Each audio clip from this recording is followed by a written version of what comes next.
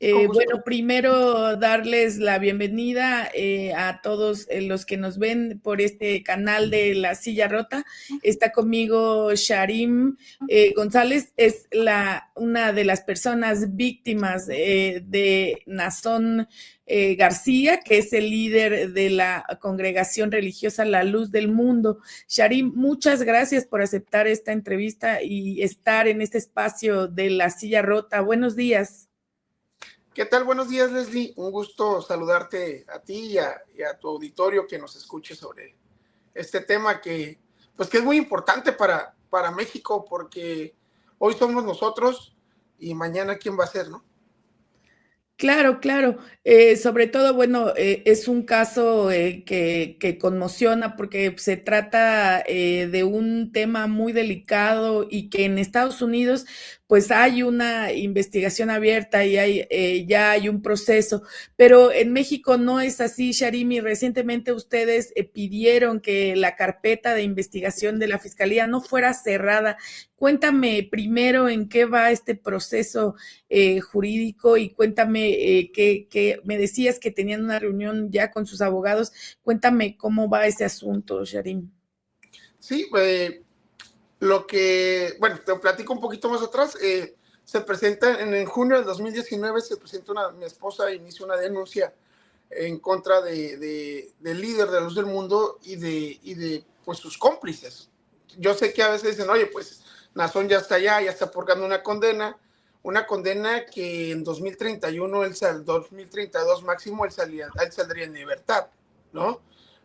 Aparte, hoy actualmente de ser nada más esa condena, los cargos que se le presentaran, o la condena que cumpliría.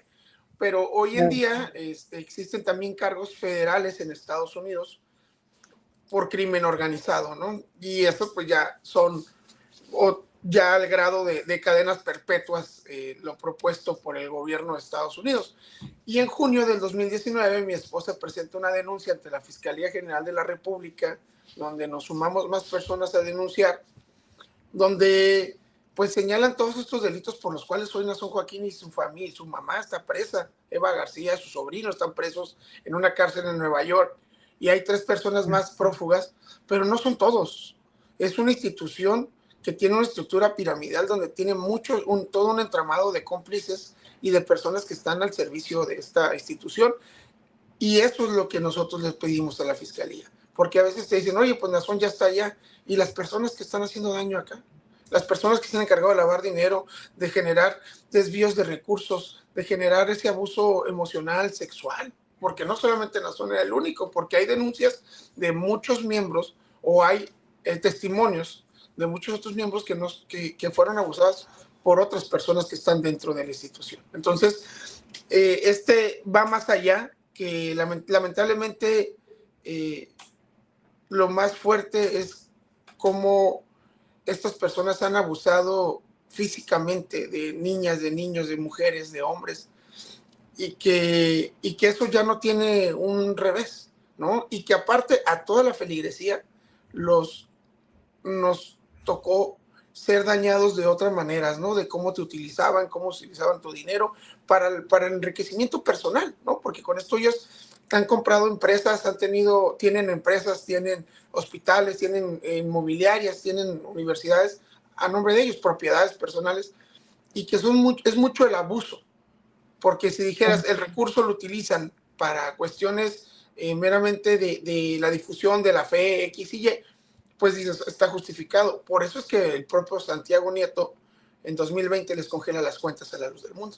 Claro, justo, Sharim, ustedes han denunciado este esquema financiero que permitía estos abusos y justo por eso sorprende que la fiscalía pues pretendía dar carpetazo. Ahí quisiera yo preguntarte si ustedes confían en unas autoridades pues, que no hicieron por reabrir o por investigar, y si confían en esta fiscalía, en esta nueva fiscalía de Ernestina Godoy, que ha prometido opacidad, porque bueno, si bien salieron a decir que la investigación no se iba a cerrar, pues antes de que ustedes presionaron, no se había hecho. Nosotros confiamos en la capacidad de nuestros asesores jurídicos, de nuestros abogados, de que confiamos en que ellos van a hacer lo mejor posible por defendernos, no solamente nosotros, sino todas las personas que han denunciado y los futuros denunciantes. Son personas que son activistas y que también de alguna manera están preparados lo suficiente para que esto pueda salir adelante. Entiendo que hay la presidenta salió en la mañanera y comentó que se iba a reabrir el caso, que en todo caso esto depende propiamente de la fiscalía, porque ellos son los que deciden el no ejercicio, y así de igual manera ellos pueden decir no, se pueden retractar y ante un juez y decir vamos a darle para adelante con la investigación. En algún momento nos decían, oye, es algo de celebrar. Pues mira, ya pasó casi una semana, de hecho una semana de que la presidenta lo dijo y la carpeta sigue cerrada. Entonces, nosotros confiamos en que el juez, lo que sí confiamos también es que de igual manera el juez que va a llevar este tema, Juan José Rodríguez, Velarde, sea también que tome un criterio amplio, que vea las partes y que también tanto la fiscalía como lo dijo la presidenta y el juez pues hagan lo que es el trabajo de ellos, ¿no? Ejercer la justicia. Claro, precisamente a eso que quiero llegar, Sharim. ¿Les han ofrecido a ustedes, más allá de de esta declaración que se hizo, algún tipo de acceso, algún mecanismo de atención a víctimas?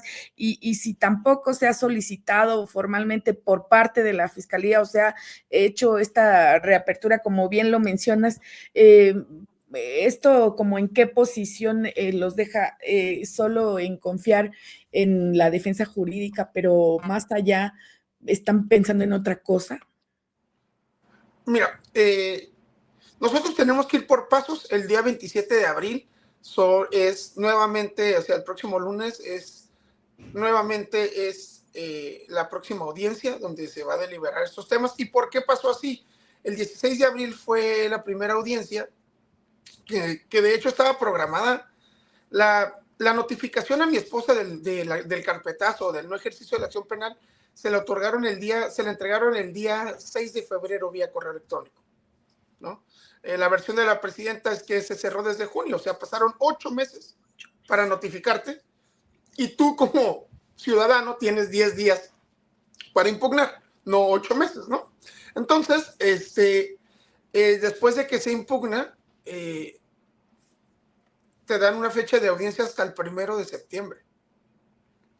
Con la gestión de nuestros abogados se genera que sea para el 16 de abril por el tema.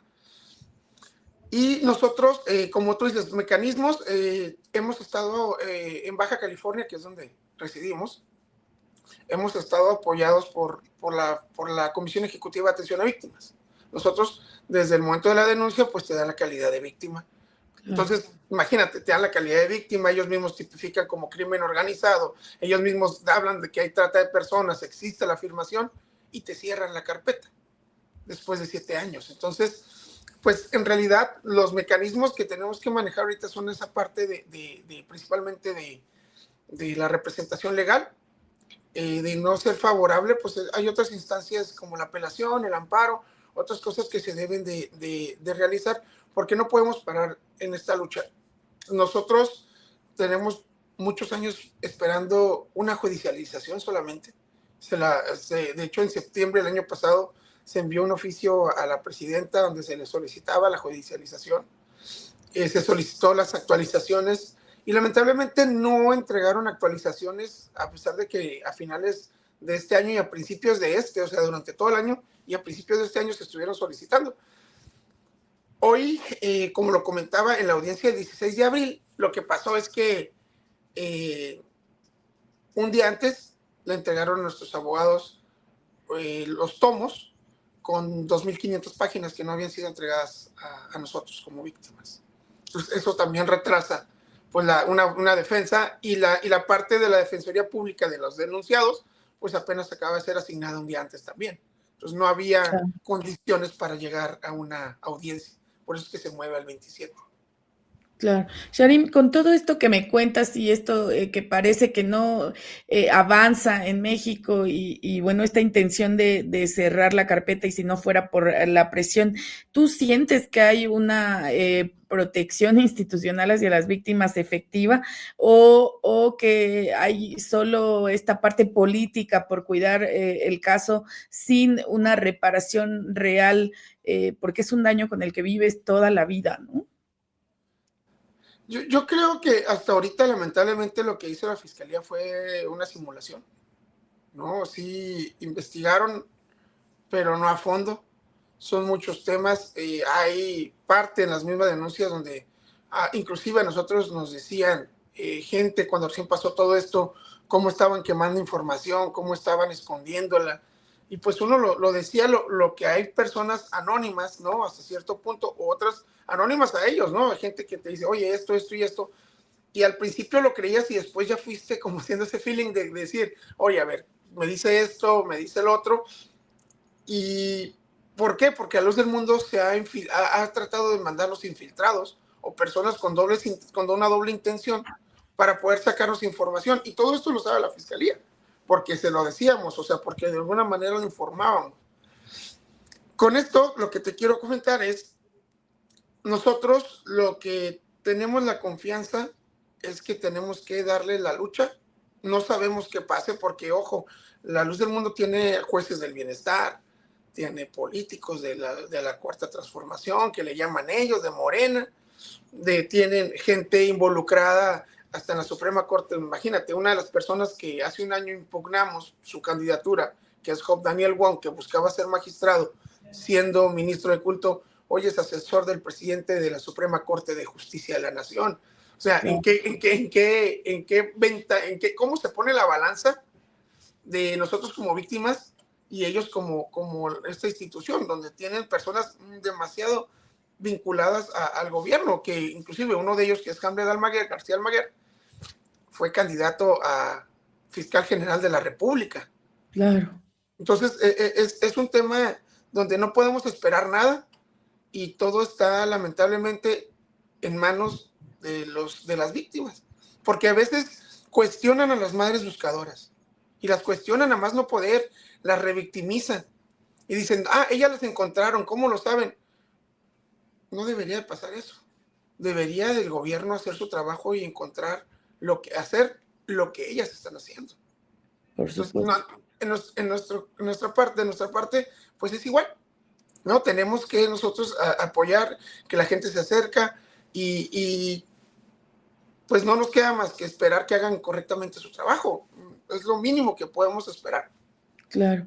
Sharim, tú mencionas muy bien que hay una dinámica de poder en esta congregación que justo ha permitido estos abusos y también, pues, vamos a decirlo, un esquema financiero con una solvencia que les permite pues desde pequeñas entrenar a las niñas para luego abusar de ellas, que les permite poder librar estos delitos que están cometiendo. Cuéntanos un poco de cómo funciona este esquema para quienes nos ven y nos escuchan, para que entiendan un poco cuál es la gravedad del caso y de que son cientos y cientos de abusos que han cometido.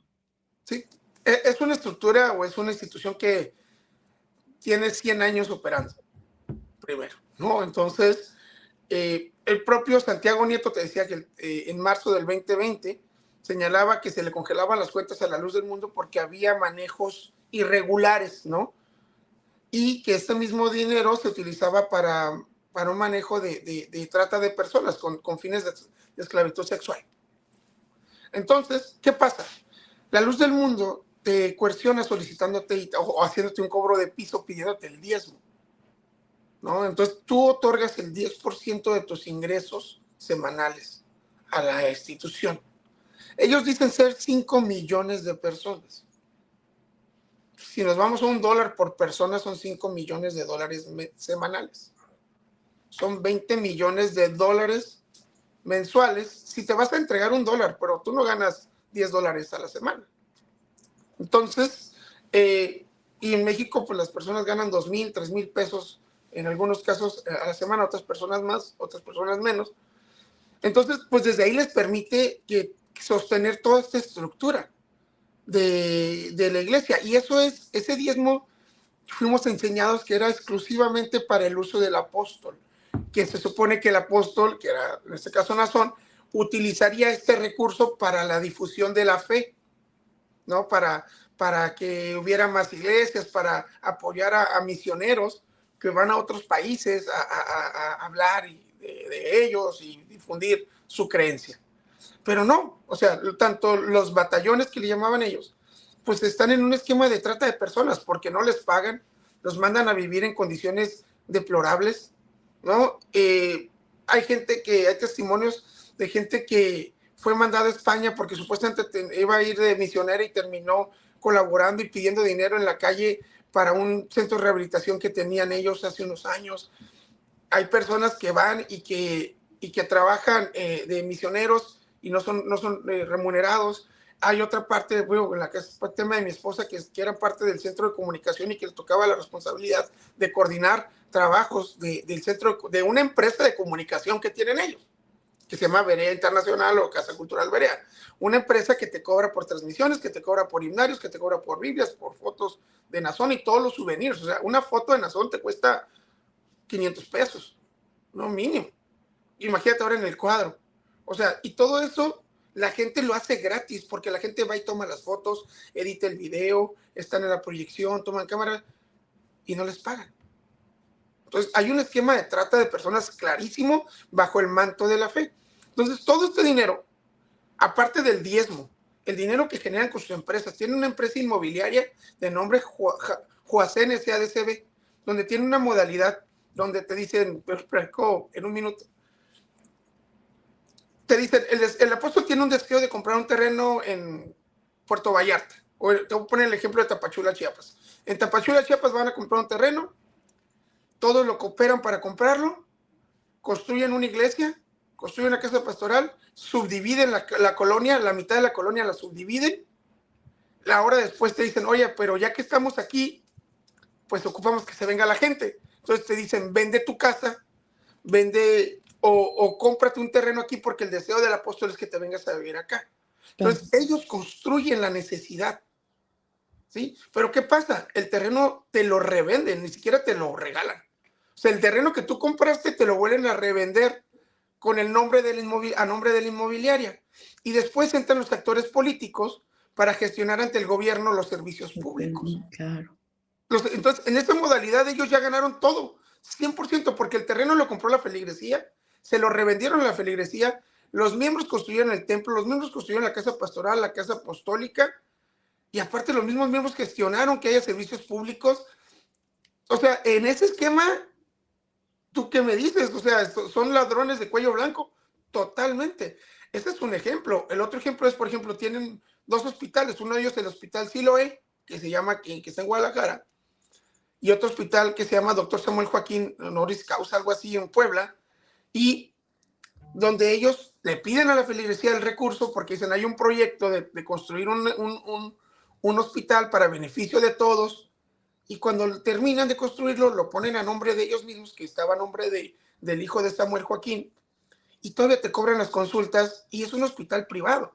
De igual manera, las universidades que tienen, la Universidad Samán de Jalisco, que está bajo una asociación civil que se llama RECAP de México.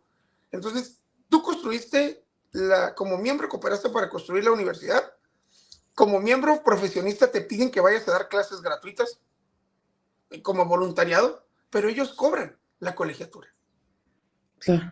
Y la propiedad, por decirte el ejemplo de Tijuana, Baja California, y la propiedad está en nombre de Nazón Joaquín. O sea, tú trabajaste y ahí tiene una propiedad de millones de pesos, con un edificio de cuatro pisos, con elevador, todo, las condiciones para que sea una escuela, y que es propiedad de ellos. O sea, tú dime si eso, ¿qué es entonces?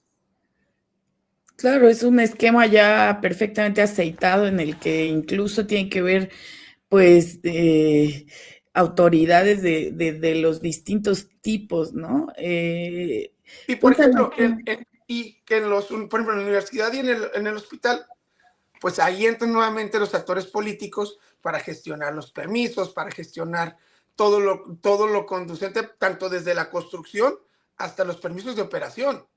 Claro. Entonces, digo, si eso para la fiscalía no es un delito, entonces cualquiera, tú y yo lo podemos hacer y no nos vamos a ir a la cárcel, porque no hay un engaño, no hay un lavado de dinero.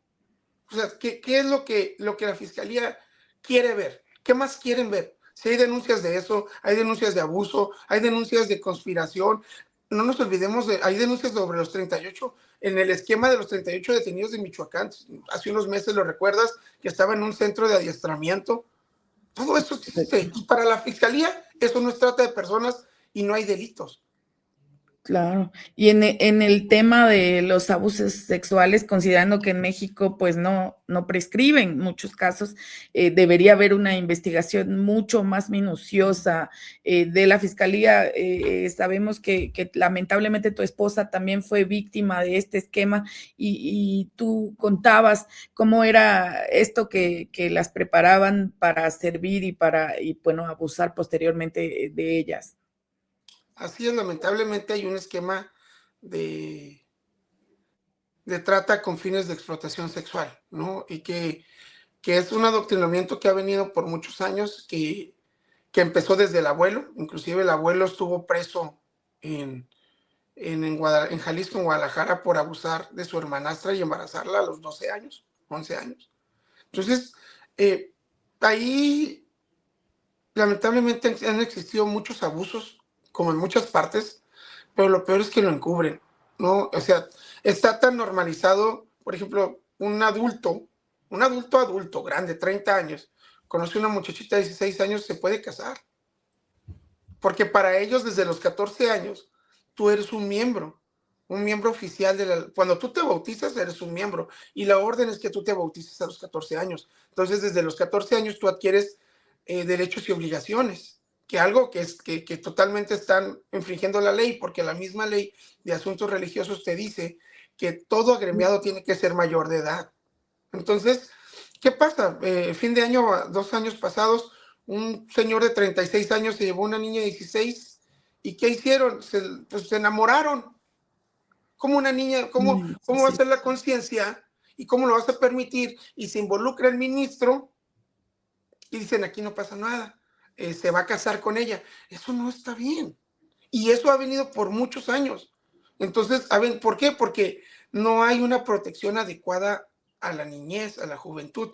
Y eso tú lo puedes ver, te lo estoy diciendo desde un ejemplo general, ¿no? Que sí sucede. ¿Por qué? Porque se rigen bajo usos y costumbres. Esa es la realidad.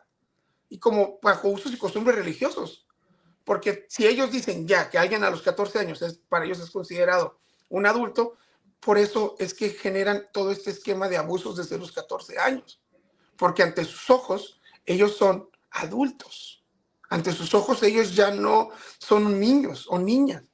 Entonces, lamentablemente, ellos han generado esto por todos estos años y en algunos casos, que fue el de mi esposa, lamentablemente, pues viene una preparación por generaciones donde sus antepasadas pues también fueron víctimas. Claro. Entonces, hay una modalidad lamentablemente interno, no en todas, aclaramos, porque luego manejan luego los miembros versiones donde decimos que todos, claro que no todos, pero hay ciertas familias que ya sufrieron abusos, las mamás, las abuelas, y luego lo normalizaron y después ya fueron las nietas, las hijas, las sobrinas. Entonces, y todo esto fue una preparación, ¿cómo? Pues a través de discursos bíblicos donde, pues, con un adoctrinamiento donde ellos enseñan que, pues, el rey David, el rey Salomón, fulano de tal, tenían muchas mujeres, tenían muchas doncellas.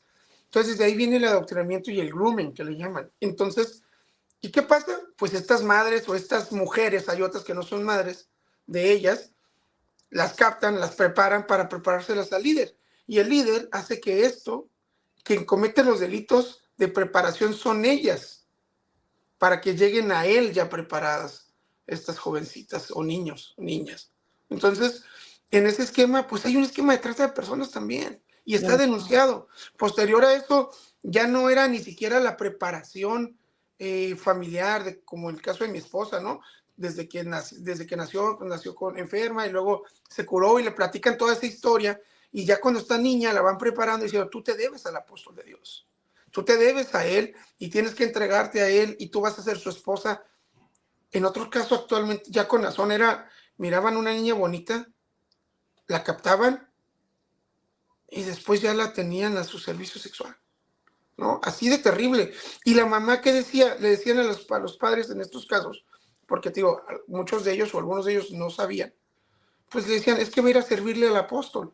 ¿Quieres servirle? Pues entiendes que es llevarle un café, ayudarle en su oficina, a lo mejor barrer, a lo mejor estarle sirviendo comida a él y a su familia, pero por donde tú lo veas, son menores de edad, haciendo una función de adultos también, y sin ninguna remuneración, y aparte, y lo más terrible, es que toda esa preparación era para ser abusada sexualmente.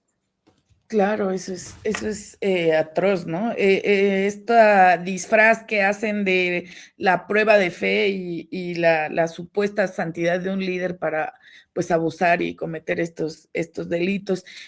Hace rato mencionabas que justo son las víctimas las que han tenido que empujar los casos, las que han tenido que seguir denunciando, Sharim, para ir cerrando y no robarte más tiempo. ¿Qué sientes tú de tener que pelear esto con las autoridades? Y bueno, evidentemente se requiere mucha fortaleza para seguir en esta lucha. Pues lo que sentimos primero es decepción total, pero sin duda mentalmente nos habíamos preparado porque conocemos de estos vínculos, ¿no? Desde el momento en el que veo y platico ya después con mi esposa, le digo, Hamlet va en la terna para ser fiscal general de la República, es que esto ya se fue al carajo. No, es la verdad. Porque amor con amor se paga. Y él se expuso políticamente y ganó, porque, oye, que te propongan como candidato a fiscal general y que seas de los 10 finalistas, Claro. pues en tu currículum se ve muy bien, pero también te expusiste a saber que ni siquiera vas a ser elegido. O sea, ¿tú para qué vas a participar si sabes que no vas a ganar, que no vas a hacer? Entonces, amor con amor se paga, y el amor la fiscalía se lo pagó a la luz del mundo a través de Hamlet, cerrando la carpeta 14 días. Porque yo no me creo el cuento de que se cerró desde junio. ¿Cómo vas a cerrar una carpeta en junio y notificar hasta febrero? Sí, pero nos vamos a los hechos. El oficio fue entregado el 17 de diciembre con Ernestina Godoy en funciones. Para nosotros ella es la responsable. La presidenta salió y dijo que había sido Gertz Manero. Pues entonces nosotros le pedimos a la presidenta que también traiga a rendir una cuenta sobre Gertz, por qué decidió realizar este carpetazo. Que Claro, al final nosotros lo que mínimo que esperamos es una respuesta oficial de la Fiscalía Pública a los mexicanos, no a nosotros solamente, ¿no? Porque ni siquiera nosotros tenemos hasta el día de hoy esa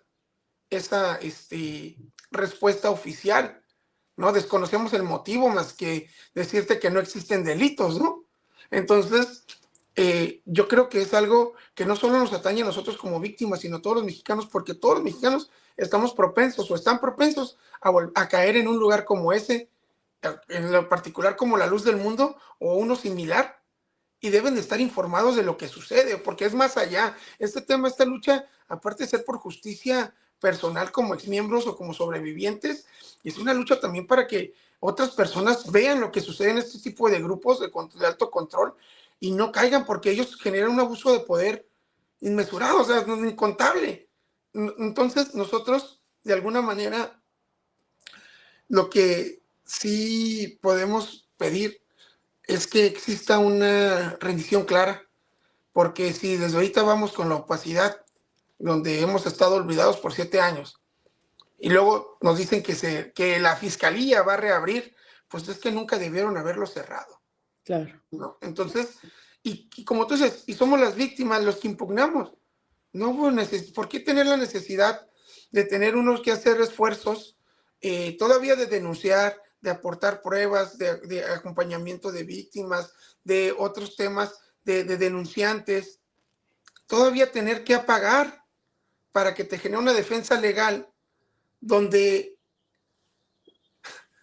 donde, donde el que debería procurar la justicia para ti es la propia fiscalía, ¿no? Entonces, nosotros tenemos que hacer esto porque es lo necesario y lamentablemente hay muchas personas en México que viven la misma situación que nosotros y no están en igualdad de circunstancias, que sus casos no son tan visibles, que no tienen los recursos, que están sobreviviendo después de algo tan terrible, de algún delito tan terrible que hayan vivido.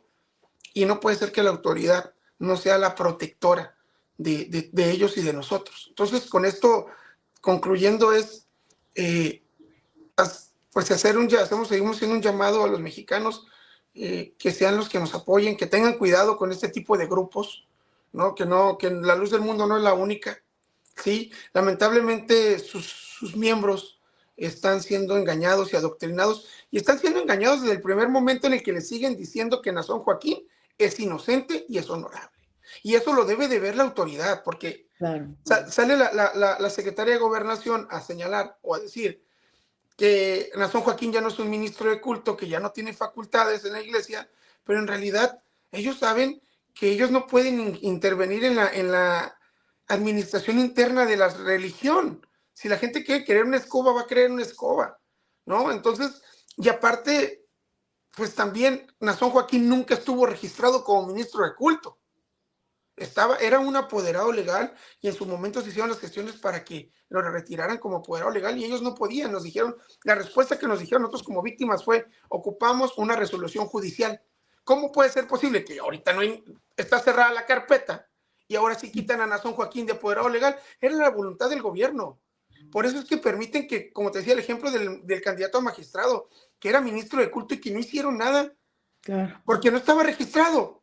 Pero si era ministro de culto, y hay el artículo 12 de esta misma ley te dice que aunque no estén registrados y hagan estas funciones, son ministros de culto. Entonces, esperemos que a raíz de esto el gobierno, la fiscalía reaccione, haga lo correcto y nos apoye como víctimas. Ese es el Sharim, llamado que hacemos. Sharim, pues te agradecemos mucho este espacio. Dejamos el espacio para cuando ustedes necesiten denunciar. También, bueno, nos solidarizamos con todas las víctimas y bueno, por esta lucha que están haciendo para que se haga justicia en México también. Y bueno, dejamos ahí el llamado también a la Fiscalía General de la República para que continúen las investigaciones. Sharim, no sé si quieras agregar algo más. Como tú bien dices, estos grupos continúan y hay varios más que también usan estos mismos esquemas y que, bueno, pareciera que en México no van a tener ningún castigo. No sé si quieras agregar algo más, Sharim. No, solamente agradecerte el espacio y agradecerle a los mexicanos, a los medios de comunicación y a los exmiembros que han apoyado en todo esto y sobre todo decirle a las personas que tengan cuidado de este tipo de grupos, porque hoy es la luz del mundo, mañana van a ser otros y que pues seguiremos alzando la voz para poder obtener la justicia que merecen todas las víctimas de la luz del mundo. El acoso se ha intensificado 15, 20 veces más. Es terrible el acoso que hay por parte de miembros que entendemos y de algunos políticos que salen a señalarlos como mentirosos después de que tenemos las pruebas. Y que lamentablemente están siendo engañados. Sí, aquí es agradecerles y que desearles un bonito día. Te agradezco mucho, muchas gracias por acompañarnos.